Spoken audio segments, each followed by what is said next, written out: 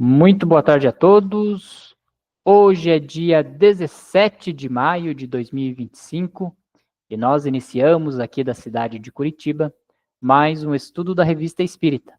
Este estudo é promovido pela Sociedade Espírita Obreiros do Senhor e demais estudos da Revista Espírita e outros estudos promovidos pela Casa podem ser acessados através do nosso site www.obreirosdosenhor.org.br.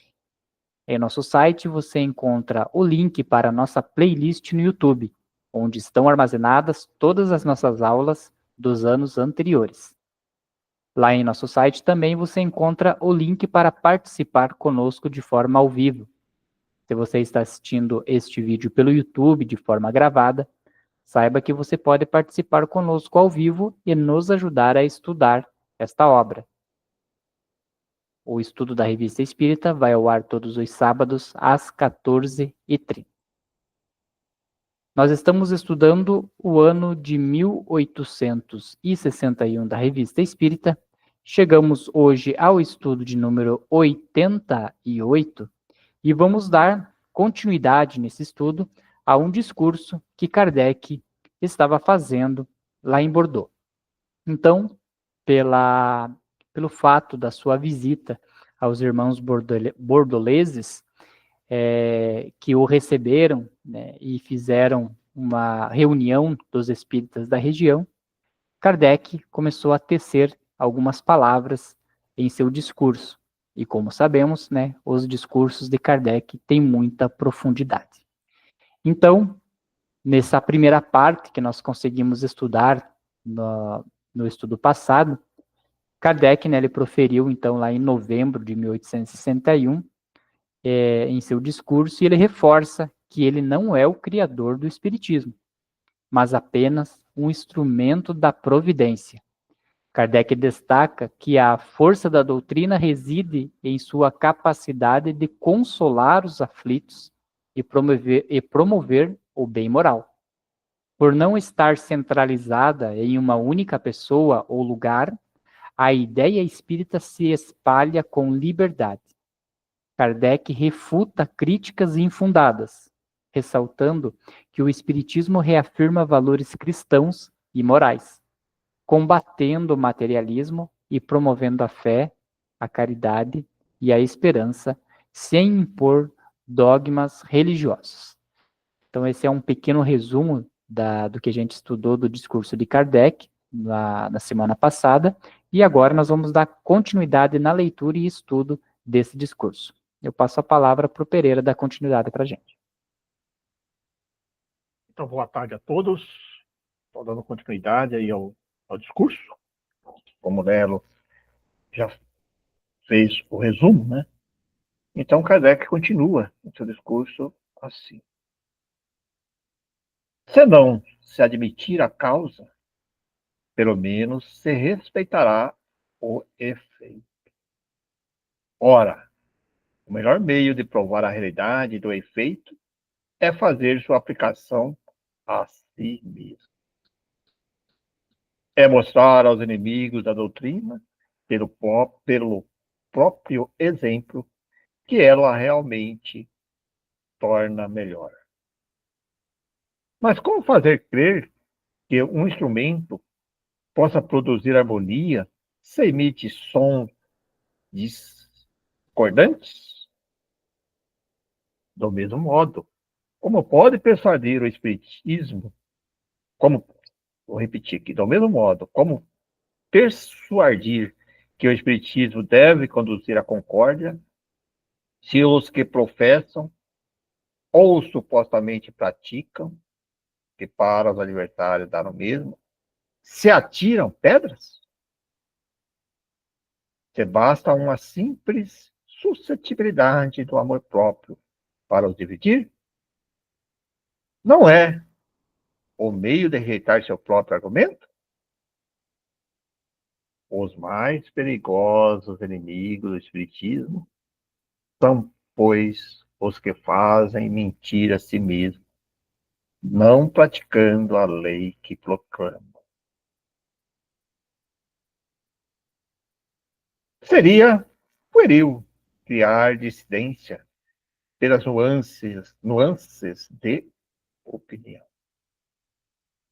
Haveria evidente malevolência, esquecimento do primeiro dever do verdadeiro espírita, em separar-se por uma questão pessoal, porquanto o sentimento de personalidade é fruto do orgulho e do egoísmo. Não devemos esquecer, senhores, que os inimigos do espiritismo são de duas ordens. De um lado, tendes os zombadores e os incrédulos. Estes recebem diariamente o desmentido pelos fatos. Não os temeis, e tendes razão. Sem querer, servem a nossa causa, e por isso lhes devemos agradecer. Do outro lado, estão as pessoas interessadas em combater a doutrina. Não espereis trazê-las pela persuasão, pois não buscam a luz. É interessante essa questão do ataque que Kardec sofria, né?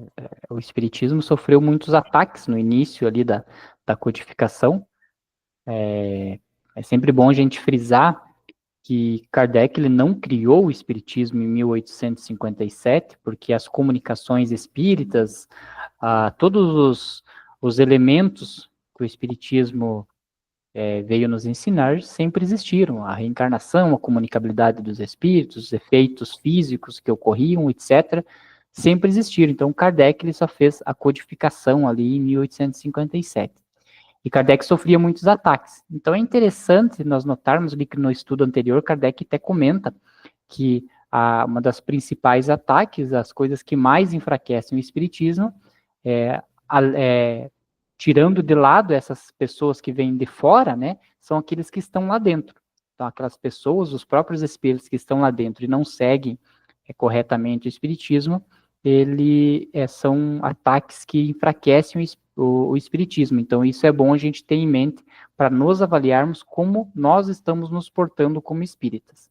E aqui é interessante que Kardec traz dois tipos de ataques, né?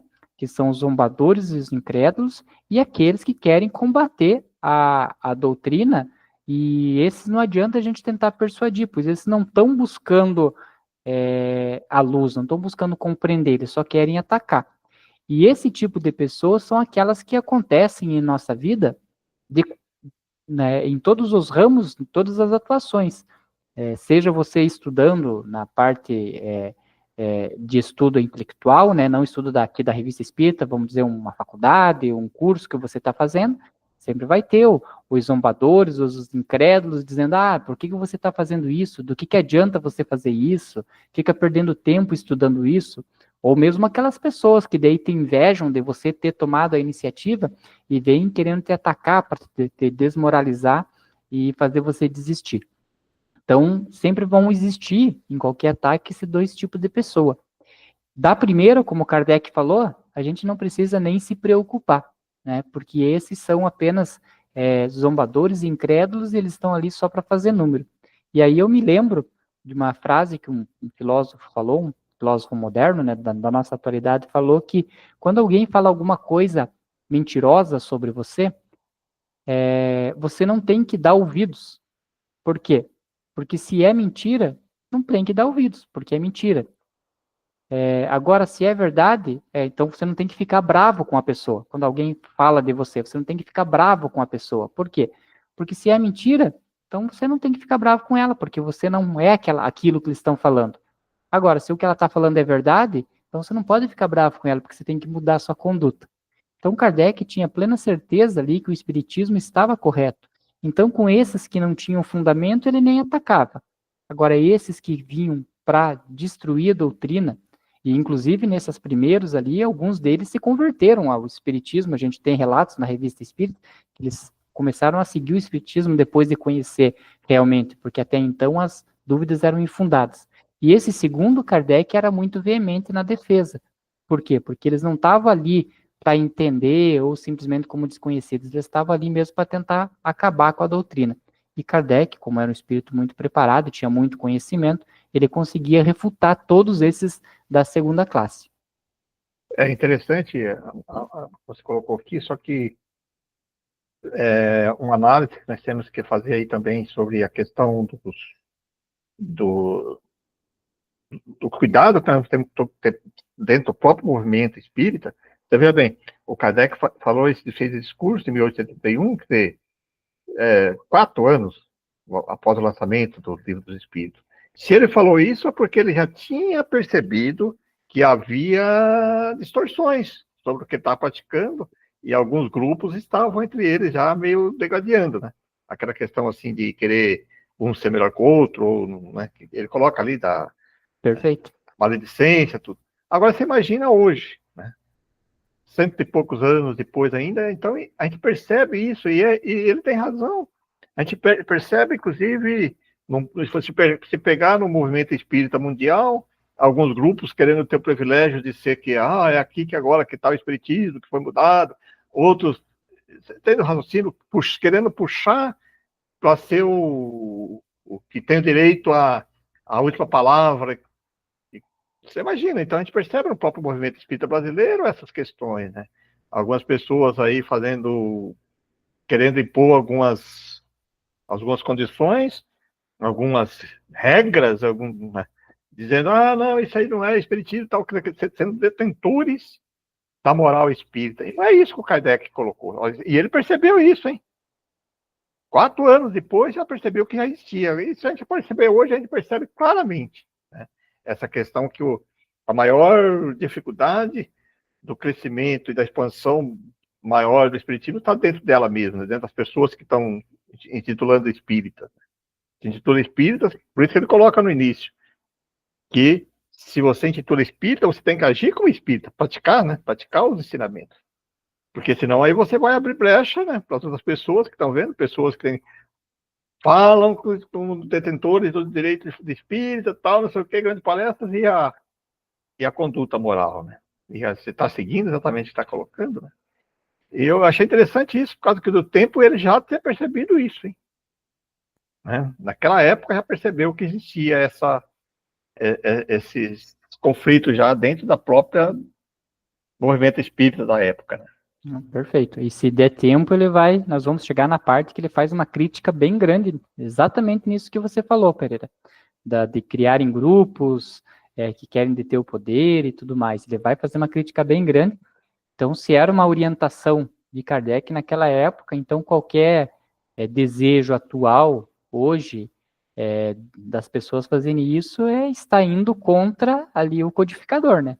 E não contra Kardec, mas contra as orientações que os próprios espíritos passaram, né? Dessa diversificação do espiritismo para não centralizar o poder em uma única pessoa e aí engessar.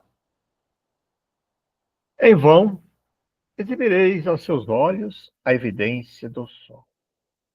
São cegos porque não querem ver. Não vos atacam porque estejais no erro, mas porque estáis com a verdade e, com ou sem razão, creem que o espiritismo seja prejudicial aos seus interesses materiais. Se estivessem convencidos de que é uma quimera, uma ilusão, né, deixariam em paz. Assim, sua fúria cresce na razão do progresso da doutrina, de tal sorte que se pode medir sua importância pela violência dos ataques. Interessante isso, né? Ver esses ensinamentos que Kardec tomou ali, esses ataques na doutrina, a gente tem que trazer para a nossa vida também, né? Então, o que ele trouxe ali? O tamanho do ataque é dado ao tamanho da importância que você está demonstrando ali naquele meio. Então, enquanto eram só as mesas girantes e não tinha um fundo inteligente, vamos dizer assim, do espiritismo naquela época, ninguém atacava. Era simplesmente um teatro, vamos dizer assim, porque eles reuniam as pessoas para ver aquilo. A partir do momento que Kardec começou a tirar ensinamentos grandiosos ali dessas comunicações, das mesas que batiam e tudo mais, aí sim começaram a vir os ataques. Por quê? Porque viu-se que aquilo ali era alguma coisa importante. E assim também é na nossa vida. Né? Na medida que você vai se melhorando, seguindo, fazendo as coisas corretas ali, isso é muito latente quando a pessoa que não segue assim, o espiritismo começa a seguir o estudo. Ir num trabalho mediúnico, seguir um estudo e em algum outro trabalho, as dificuldades que vêm ao nosso redor para nos impedir que a gente dê continuidade naquilo são grandes no início. E aí a nossa persistência que tem que se manter até que nós consigamos vencer esses obstáculos. É bem interessante essa questão. Kardec diz que a importância do espiritismo se demonstra pelo tamanho da violência dos ataques. Porque se ele fosse uma coisa muito simples, não necessitariam bispos, majores, como a gente vê ali, generais, escrevendo contra ali o espiritismo. Eu percebo isso também, você sabe disso também, que dentro dos grupos mediúnicos, né? Quando a gente trabalha no nosso grupo mediúnico, trabalhando com desobsessão, de quando em quando tempo, e quase constantemente, e vem aqueles assédios, né? Daqueles espíritos que querem. Aí eles sempre chegam e dizem, esse grupinho que não sei o quê. Eu cai bem nesse sentido, que nós somos assim, por que vocês estão tão interessados, né? Por que vocês fazem tanto assédio com os médicos que estão presentes ali no grupo? Que é bem nesse sentido, bom, é um alerta para nós que nós estamos fazendo alguma coisa que importa, né? Que ajuda, né? Porque senão eles não estariam interessados em denegrir, acabar com o grupo, né? Então, é bem claro isso que você falou, pela importância, pela constância dos ataques, você percebe a importância do trabalho do grupo, né? Do grupo mediúnico, que é bem nessa linha mesmo.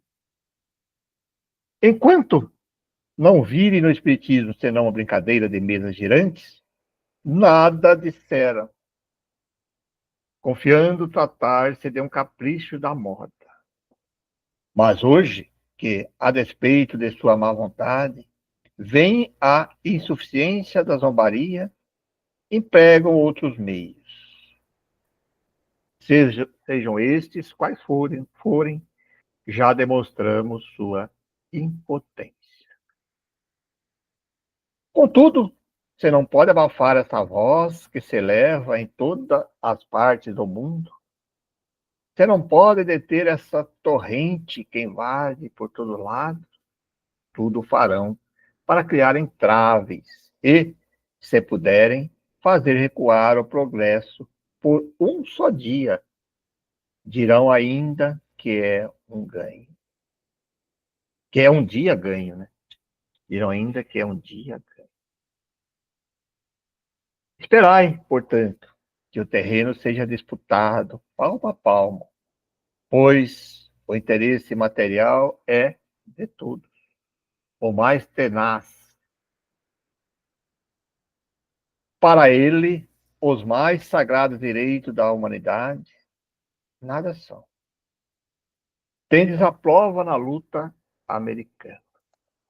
Que eu fui pesquisar ali o que Kardec quis dizer com isso, né? E aí, e aqui para contextualizar o que ele quis dizer, essa luta americana foi na Guerra Civil, né, que teve dos Estados Unidos, na época em que o norte dos Estados Unidos era industrializado, o sul era mais agrícola e tinha mais escravidão, e aí estava tendo esse levante, né, pelo fato deles quererem abolir a escravidão, e o sul não querer, então houve uma guerra civil e houve vários mortos nesse quesito. E aí, analisando o contexto, Kardec diz exatamente isso, né, porque o espiritismo, do ponto de vista que ele só leva o amor, a caridade, a fraternidade, a ajuda, essas pessoas querendo destruir o espiritismo, ela é tipo a luta americana, né? Por quê? Porque elas deixam para lá, né, as coisas mais sagradas do direito da humanidade, né? A ajuda ao próximo, a caridade e tal, em detrimento de você acabar com aquela doutrina. Então, é interessante que naquela época, né, vinham grandes líderes de várias religiões querendo destruir o espiritismo. Mas, se o espiritismo era uma filosofia, uma ciência que estava ajudando as pessoas, então eles estavam indo totalmente na contramão, né, desses direitos da humanidade. Aí que ele faz esse link, né? É tipo uma guerra, onde as pessoas estão lá guerreando, porque sem se importar com nenhum dos direitos da humanidade, querendo manter a escravidão. Então ele comparou esses ataques com isso. E é verdade, né? Porque se nós observamos, ó, hoje nós estamos espíritas, né? A gente não sabe que foi numa outra reencarnação. Mas se nós observamos, de repente, que tem uma religião que ela está sendo boa para as pessoas, né? Um grupo que está sendo bom, por mais que não seja espírita, né? Não tem titulação de espírito, mas está sendo bom para as pessoas, não tem por que nós atacarmos esse grupo, né? Porque aí nós estamos tolindo o direito ali da humanidade, tolindo o direito de ajuda às pessoas em detrimento só porque aquele não tem a nossa nomenclatura. Então é esse cuidado que a gente também tem que ter. Pereça a união que fazia a nossa glória, antes que os nossos interesses. Que ele conclui essa questão da luta americana, né? Então, como era uma guerra civil, foi uma guerra dentro do próprio Estados Unidos, né? Então, eles guerrearam entre eles, ali o norte contra o sul, e aí é interessante, né? Ó, pereça a união, né? A união de todos os estados que fazia a nossa glória, porque o que transformou os Estados Unidos no que ele é hoje é que todos os estados, né? Os 54 estados ali que somam ali os Estados Unidos, eles eram todos muito prósperos, né? Então, que pereça a união que fazia a nossa glória, antes que pereçam nossos interesses, né? Então, antes o que eu quero do que a coletividade quer. Então, esse foi o pensamento. Né? E aí...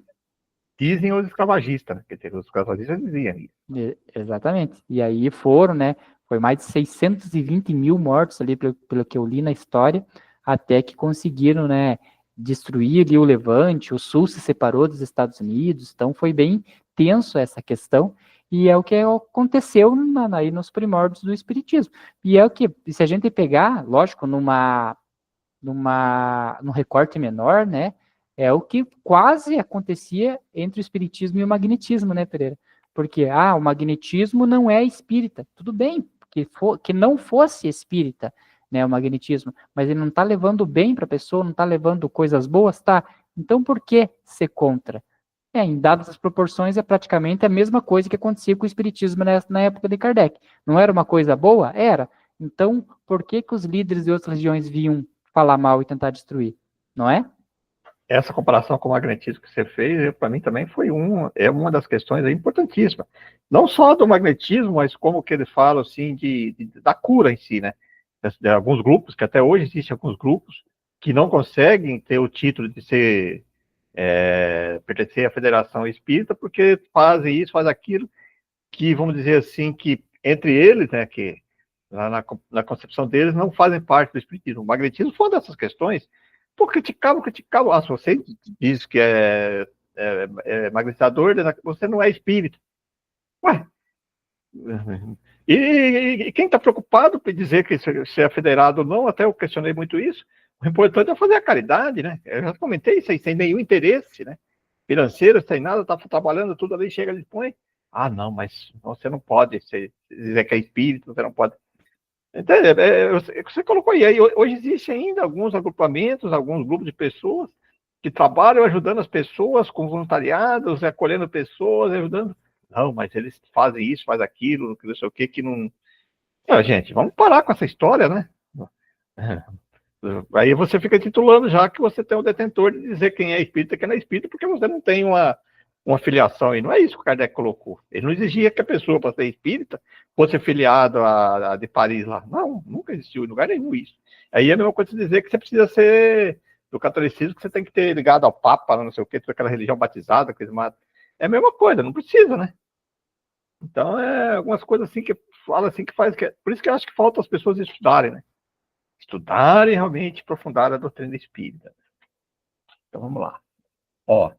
Assim falam os adversários do espiritismo, pois a questão humanitária é menor das suas preocupações. Que eles vão pôr? Uma bandeira que os faça empalidecer, pois sabem que ela traz palavras saídas da boca do Cristo.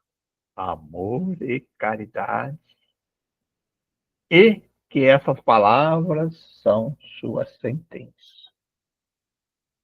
Em torno dessa bandeira, que todos os verdadeiros espíritas se congreguem e serão fortes, porquanto a união faz a força. Reconhecei, pois, os verdadeiros defensores de vossa causa, não pelas palavras vãs, que nada custam, mas pela prática da lei de amor e caridade, pela abnegação da personalidade.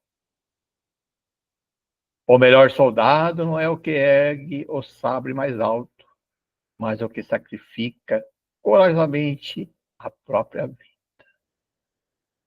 Encarai, pois, como fazendo causa comum com vossos inimigos, todos que tendem a lançar entre vós o fermento da discórdia, porque voluntária ou involuntariamente fornece armas contra vós. Em todo caso, não contei mais com eles do que com estes maus soldados, que foge do primeiro tiro de fuzil. Aí você convida uma pessoa para vir trabalhar na casa espírita. Ah, não, mas eu quero trabalhar com magnetismo e tal. Falei, eu estou lá nas 6h45, estou lá dando passo. Ah, mas é muito cedo. Não tem que fazer 10 horas, sabe essas coisas assim.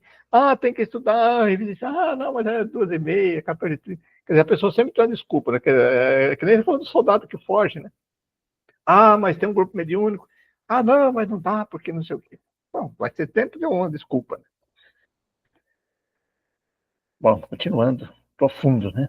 Mas, perguntarei, se as opiniões estão divididas sobre alguns pontos da doutrina, como reconhecer de que lado está a verdade? Olha a pergunta que ele está fazendo. E olha que a resposta de Kardec. É a coisa mais fácil. Primeiro tendes por peso o vosso julgamento, e por medida lógica, sã e inflexível. Depois tereis o assentimento da maioria, porque acreditai bem, o número crescente ou decrescente dos partidários de uma ideia dá a medida de seu valor. Se ela é falsa, não conquistará mais votos do que a verdade. Deus não o permitiria. Ele pode deixar o erro à vista aqui e ali, para nos mostrar suas características e nos ensinar a reconhecer. Sem isso, onde estaria o nosso mérito se não tivéssemos escolha a fazer? Quereis um outro critério da verdade? Eis o infalível. Desde que a divisa do Espiritismo é amor e caridade, reconheceis o verdadeiro espírita pela prática dessa máxima. E tereis como certo de que aquele que atira a pedra em outro não pode estar em verdade absoluta. Quanto a mim, senhores, ouviste a minha profissão de fé. Sei que Deus não o permite. Surgisse dissidência entre vós, digo com pesar, ou me separaria abertamente dos que desertassem da bandeira da fraternidade, porque aos meus olhos não poderiam ser encarados como verdadeiras espíritas. Olha aí. É interessante, né? Porque Kardec ele dá ali a receita do bolo. Então, se as pessoas que estão ali à nossa volta, né, tá tendo ali uma dissidência, como diz ele ali, né, um litígio, um desacerto de pensamento, de quem que nós temos que nos afastar? Daquele que não levanta a bandeira da fraternidade. Então, se a pessoa que está ali na nossa volta não está levantando essa bandeira de amor, de respeito ao próximo, não é uma pessoa que é um verdadeiro espírita. Então, não é uma pessoa com quem nós temos com quem nos relacionar. E Kardec deixou bem claro isso, né? Olha, ele diz assim, ó, se e que Deus não o permita, né? Pedindo para que Deus não o permita que isso aconteça.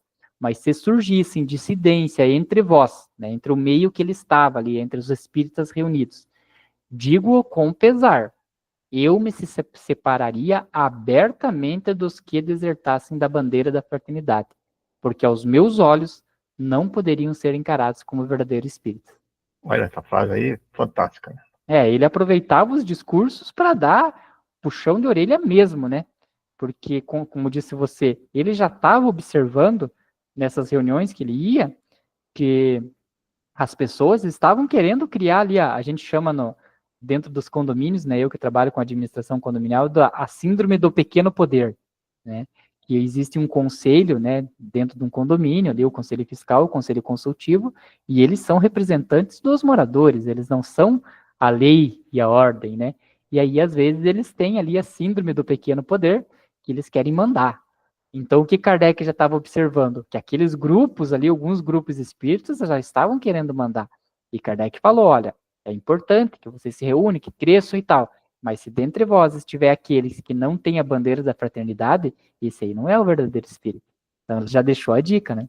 Aí ele antecede um pouquinho lá com a premissa da caridade, né? Também da caridade coloca ali. Porque, poxa, não tem sentido isso, né? Então vamos lá. Aconteça o que acontecer. Não vos inquieteis absolutamente com algumas dissidências passageiras. Logo tereis a prova que elas não têm consequências graves. São testes para a vossa fé e para o vosso julgamento. Muitas vezes também são meios permitidos por Deus e pelos espíritos bons para dar a medida da sinceridade e tornar conhecido aqueles com os quais realmente podemos contar. Caso necessário, evitando assim que os coloquemos em evidência. São pequenas pedras semeadas em vosso caminho, a fim de vos habituar a ver em que vos apoiais.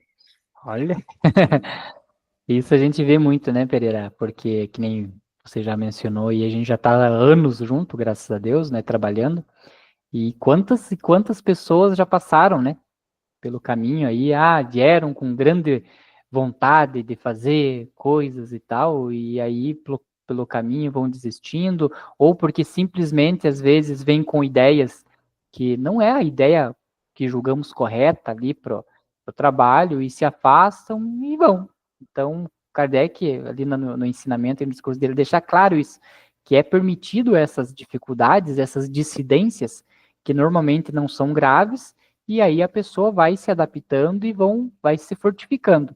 De outra forma, é interessante a gente observar essas pessoas para que não se dê para ela, ele fala aqui em pedestal, né, se não me engano, acho que é no slide anterior que ele fala que não colocar ela, não dê tanto poder para ela, porque você sabe que talvez com ela você não pode contar, né, evitando assim, aqui ó, colocar em evidência. Então tem que observar a pessoa, pessoas que chegam assim do nada, né? E quero trabalhar, quero fazer as coisas e tal, e tem pessoas que confiam muito, às vezes, nessa pessoa que chega cheia de ideias e tudo mais, e já começa a colocar muita expectativa em cima daquela pessoa, colocando ela em evidência, e às vezes essa pessoa vem, né? Diminui aquilo que estava funcionando bem, porque vai implantar tal coisa, e de repente essa pessoa sai e aí até aquilo que funcionava malmente bem já não funciona mais. Então até fica uma dica para nós, né, para tomar cuidado com isso, né? E a gente observa constantemente isso, essa questão de evidência, e eu tomo muito cuidado com isso. Até algumas casas próximas de nós, que a gente trabalha meio em conjunto, e aí algumas pessoas chegam lá e começam boa palavra, tal, trazendo algumas outras informações e todo mundo fica empolgado. Sabe aquele grupo que vai e coloca em evidência? E depois começam a ter os problemas, né? Aí as pessoas começam a perceber que não é aquilo, né? Que aquilo, algumas pessoas começam, e aí para você contornar isso e você retornar é muito complicado, né? É difícil, né? E até às vezes eles pedem para a gente atuar em conjunto e colocar mais, olha, fica meio constrangedor. Por isso que eu falo, não se deve dar evidência para as pessoas. É um colega nosso que está ali, chegou, vamos trabalhar devagarinho, né? Vamos junto, porque aí já coloca no pedestal, que coloca na evidência ali e depois. Aí a pessoa sai, cria-se uma questão muito difícil, né? E agora o Kardec continua o discurso dele. Resta-me falar ainda, senhores, da organização da sociedade. Desde que quereis pedir-me conselho, diz-vos-ei o que disse no ano passado em Lyon. Kardec, eu tenho esse costume do Kardec também. Ah, você veio pedir um conselho, pedir uma opinião para mim, você sabe que eu vou dar uma opinião verdadeira. Eu não vou falar mentiras, né? Só para te agradar. Como disse Kardec, ó. Já que vocês vieram me pedir um conselho, então eu vou dizer o que eu já disse ano passado lá em Lyon. Vou pegar o mesmo ensinamento e vou trazer para vocês aqui. E vem uma cacetada poderosa. Os mesmos motivos me levam-vos a dissuadir, né? Desconselhar, com todas as minhas forças, do projeto de formar uma sociedade única. Olha, abrangendo todos os espíritos da cidade, o que seria de todo impraticável em razão do número crescente dos adeptos. Não tardaríeis a seres paralisados pelos obstáculos materiais e pelas dificuldades morais ainda maiores que vos mostrariam a sua impossibilidade. É preferível, pois, não empreenderdes uma coisa que sereis obrigado a renunciar. Todas as considerações em apoio a essa opinião está completamente desenvolvida na nova edição do Livro dos Médiuns, a qual convido-vos reportares. Não acrescentarei senão algumas palavras. O que é difícil de se obter numa reunião numerosa é bem mais fácil de conseguir nos grupos particulares. Estes se formam por afinidade de gostos, de sentimentos e de hábitos. Dois grupos separados podem ter uma diferente maneira de ver sobre alguns detalhes e nem por isso deixarem de marchar de acordo, ao passo que se estivessem reunidos, as divergências de opiniões trariam inevitáveis perturbações. O sistema da multiplicação dos grupos ainda tem como resultado interromper bruscamente as rivalidades de supremacia e de direção. Cada grupo, naturalmente, é presidido pelo dono da casa ou por o que for designado, e tudo se passa em família. Se a alta direção do espiritismo numa cidade pertence a alguém, este será convocado pela força das coisas e um consentimento tácito, né?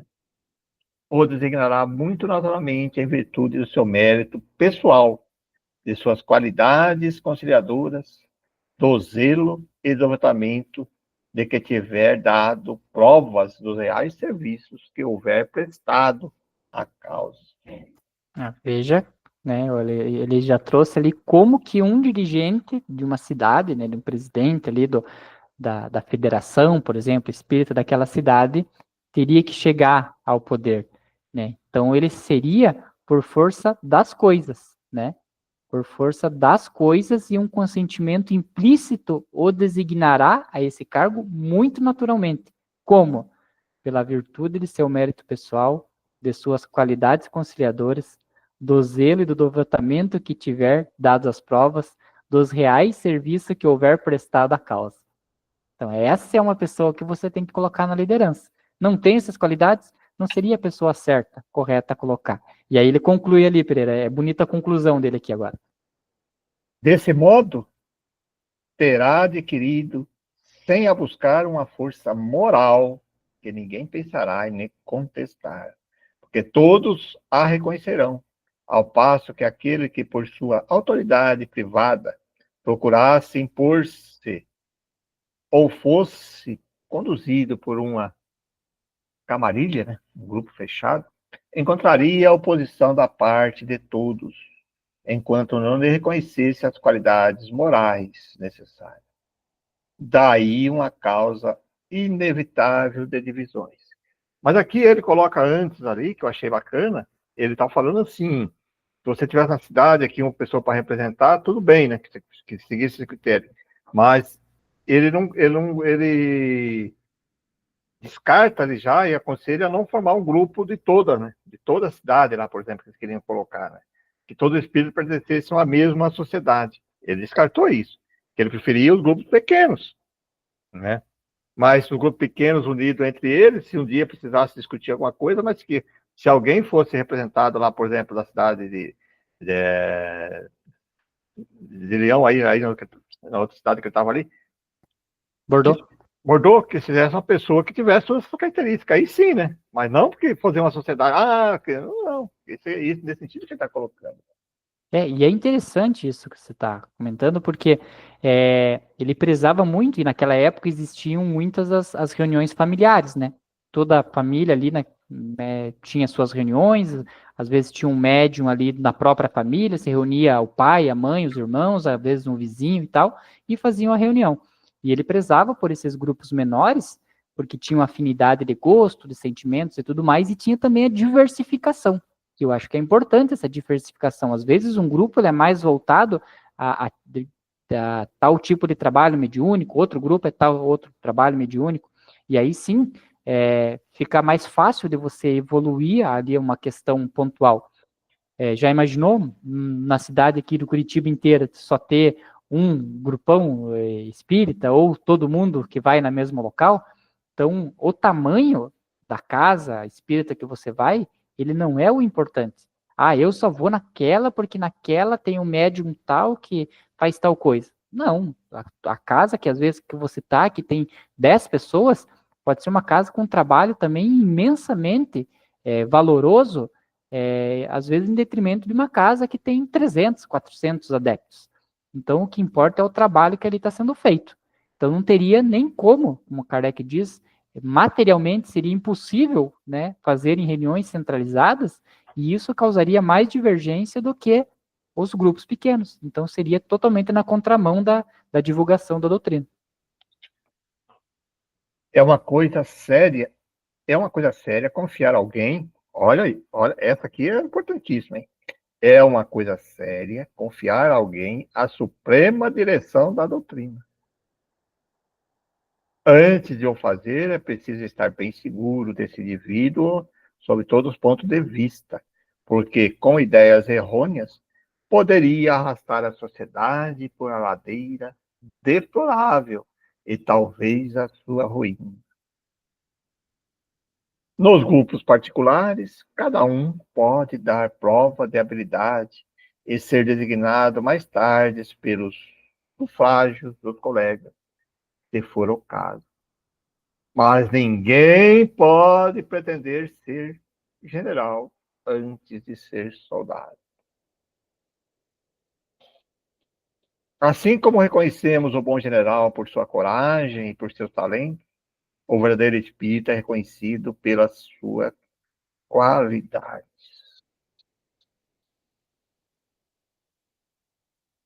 Ora, a primeira de que se deve dar provas é a abnegação,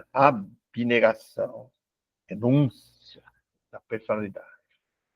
É, pois, por seus atos que o reconhecemos, mais que pelas palavras. O que é necessário para uma tal direção é um verdadeiro espírita. E o espírita verdadeiro não se deixa mover pela ambição, nem pelo amor próprio. A respeito, senhores, chamo vossa atenção para as diversas categorias de espíritos, cujos caracteres distintivos estão claramente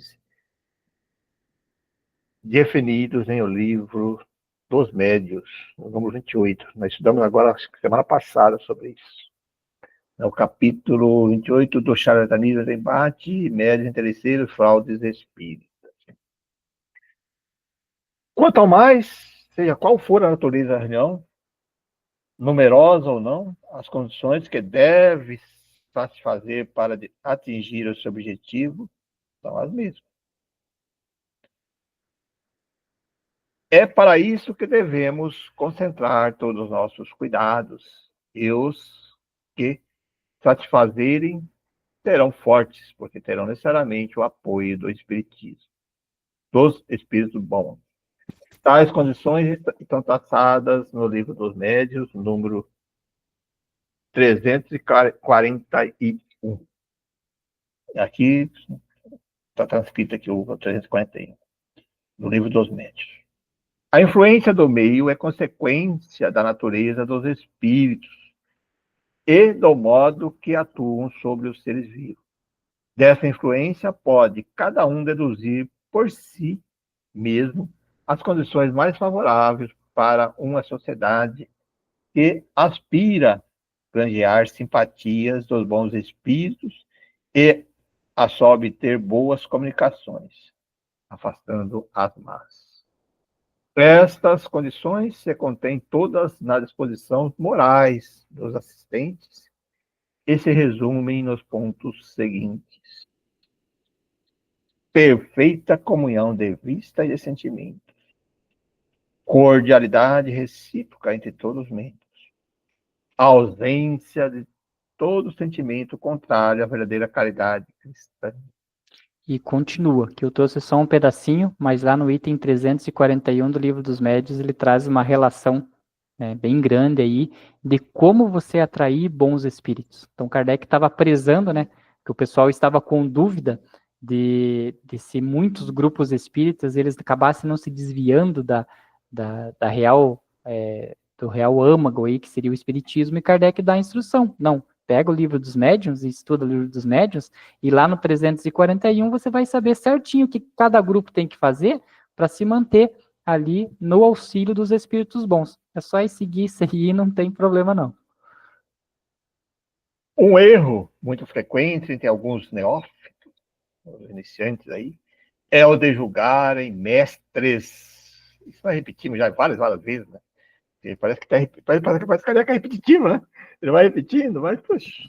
Isso é uma técnica, sabia, Pereira? Isso é uma técnica de estudo que é você, depois de um certo espaçamento de tempo, você voltar e falar aquilo que você falou, para você trazer a volta. Aí o teu cérebro, ele capta melhor. Kardec era fenomenal, ele tinha todas as técnicas aí dele. Às vezes eu sou criticado isso, né? Você falou isso, mas tem que falar de novo, né? A gente vai falando de novo em outro contexto, né? E de julgar esse mestre após alguns meses de estudo, como sabeis, o Espiritismo é uma ciência imensa, cuja experiência não pode ser adquirida senão com o tempo, como, aliás, em todas as coisas. Há nessa pretensão de não mais necessitar de conselho e de se julgar acima de todos uma prova da incompetência, pois não atende a um primeiro preceito da doutrina, a modéstia e a humildade. Quando os espíritos maléficos encontram semelhantes disposições no indivíduo, não deixam de o superexcitar e de entreter, persuadindo-o de que ele só possui a verdade.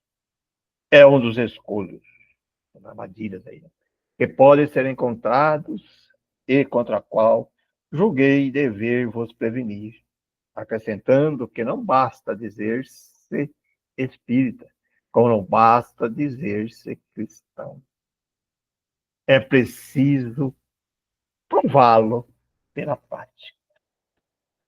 Se por formação dos grupos evitamos a rivalidade dos indivíduos, essa rivalidade não poderia existir entre os próprios grupos que, marchando por vias um pouco divergentes, poderiam produzir cismas, as rupturas aí, né? Enquanto uma sociedade única manteria a unidade de princípios. A isso respondo que o inconveniente assinalado não seria evitado considerando-se que aqueles que não adotassem os princípios das sociedades dela se separariam, e nada impediria de formar-se um grupo à parte. Nós Exato. temos isso, né? Exatamente, porque já imaginou, né? Ah, um, o espiritismo na cabeça de um único dirigente que iria dar as regras, que não poderia ser fora disso. As pessoas que não começassem a não concordar começariam a sair e formar outros grupos de espíritas.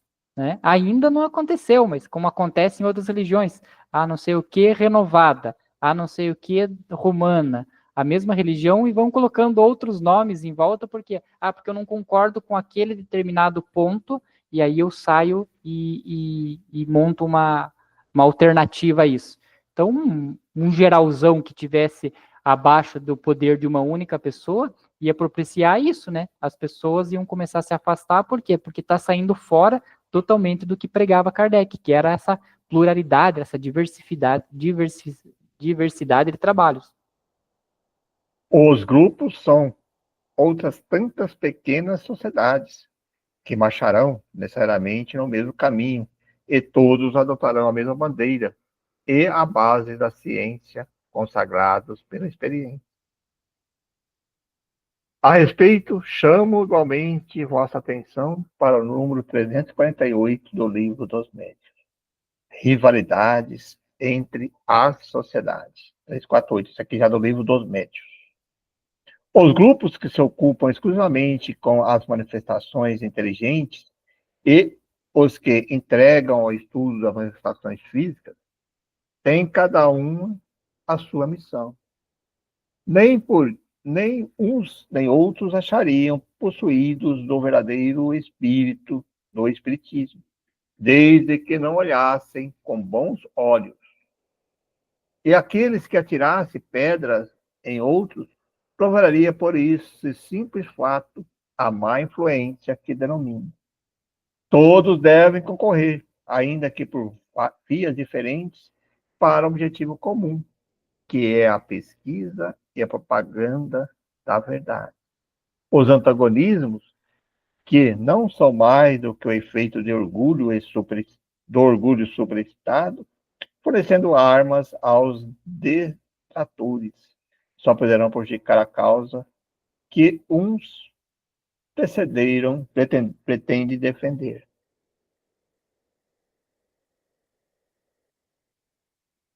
Nada impede, aliás, que um grupo central seja formado por delegados dos diversos grupos particulares, que assim teriam um ponto de reunião e um correspondente direto com a Sociedade de Paris. Depois, anualmente, uma Assembleia Geral poderia reunir todos os adeptos e tornar-se, assim, uma verdadeira festa do Espiritismo. Aliás, preparei uma instrução detalhada sobre esses diversos pontos, que terei a honra de vos transmitir posteriormente, tanto sobre a organização quanto sobre a ordem dos trabalhos. Os que seguirem manter-se-ão naturalmente na unidade de princípios. Tais são, senhores, os conselhos que julguei por bem vos dar, já que vos quisestes conformar com a minha opinião. Sinto-me feliz por acrescentar que em Bordeaux encontrei elementos excelentes e um progresso muito maior do que esperava. Aqui me deparei com um grande número de espíritas sinceros, verdadeiros. Elevo da visita a fundada esperança de que a doutrina se desenvolverá sobre as mais largas bases e em excelentes condições. Crede que meu concurso jamais faltará naquilo que estiver ao meu alcance fazer para secundar os esforços do que são sincera e conscienciosamente devotados de coração a essa nobre causa que é a da humanidade. Senhores, o espírito Erasto, que já conheceis pelas notáveis dissertações que dele leste, também quer fazê-los a tributo de seus conselhos. Antes da minha partida de Paris, ele ditou, por seu médio habitual, comunicações seguintes. cuja leitura terei a honra de fazer. E aí fica para o próximo estudo a primeira epístola aos Espíritas de Bordeaux, por Erasto, o humilde servo de Deus. Cerramos? Cerramos, Pereira. Bem no horário, né? Bem no horário, certinho. Profundo. Bom, tá aí, meus colegas. Mais um estudo, um discurso de Kardec profundo para a nossa reflexão, para a nossa análise. Por isso, nesses instantes, vamos nos mantendo unidos, mantendo nossos pensamentos serenos, de maneira assim, externarmos a nossa gratidão a Deus por nos permitir que, aos sábados, possamos nos reunir para o estudo desta filosofia tão rica, tão grandiosa. Obrigado, Deus, por mais esse sábado de estudo. A nossa gratidão, nosso amor ao nosso Mestre Jesus, que na codificação espírita utilizou o nome do Espírito de Verdade, que também foi um gesto de humildade para não assim que fosse interpretado de maneira errônea por aqueles grupos que queriam, então hoje querem ser os detentores do cristianismo. Mas estava lá Jesus presente, guiando e orientando, Consolador prometido, que vem nos abrindo o véu. Eu gosto de repetir sempre, porque assim podemos sempre saber quem somos, de onde viemos, para onde vamos. Por isso a nossa gratidão ao nosso Mestre Jesus, nosso amor. E a todos, amigos espirituais que nos acompanham, que estão presentes no dia de hoje, aqueles que atuam nas nossas intuições, para que possamos transmitir realmente as questões que sejam inerentes à filosofia espírita. Obrigado, amigos. A nossa gratidão e amor também àquele grupo espíritos que se reúnem junto conosco nessas tardes para estudar essa filosofia tão rica, essa doutrina.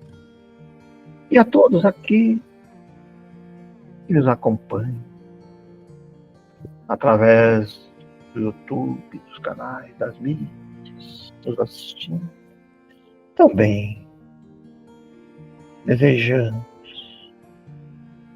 paz, saúde, força, discernimento para prosseguir a jornada do terreno. Que aqueles que já estão tendo um contato mais íntimo com a filosofia espírita se entreguem à divulgação nos estudos das obras.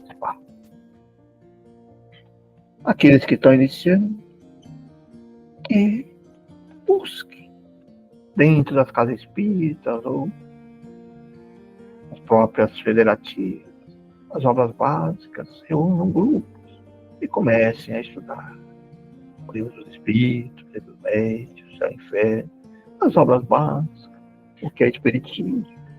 Mas estudem as obras básicas em primeiro. Formem grupos de discussão para assim possamos fazer com que essa filosofia alcance cada vez mais pessoas interessadas de se conhecer a si mesmo. E assim, agradecendo a todos que nos acompanham e desejamos uma boa tarde a todos. Que assim seja.